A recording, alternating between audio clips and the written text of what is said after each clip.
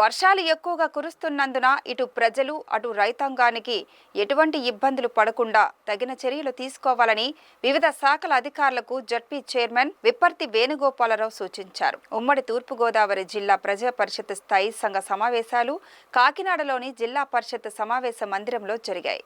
ఈ సమావేశానికి అధ్యక్షత వహించిన జడ్పీ చైర్మన్ విప్పర్తి వేణుగోపాలరావు మాట్లాడుతూ శానిటేషన్, ఇరిగేషన్, అగ్రికల్చర్, త్రాగునీరు, సాగునీరు, డ్రైనేజ్ వ్యవస్థలను ఎప్పటికప్పుడు సరిచేసుకోవాల్సి ఉంటుందన్నారు. అధికారులు ఆయా శాఖల నివేదికలను సభకు వివరించారు. కాగా స్థాయి సంఘ సమావేశాలు కావడంతో మంత్రులు, ఎమ్మెల్యేలు ఎక్కువగా కనబడలేదు. వైసీపీ ఆధీనంలోనే ఉన్న జిల్లా పరిషత్తులో ఆ పార్టీకి మొత్తం 61 స్థానాలు ఉన్నాయి. దీంతో కూటమి ప్రభుత్వం అధికారంలో ఉన్నప్పటికీ సభలో వైసీపీ ఆధిపత్యం కనిపించింది.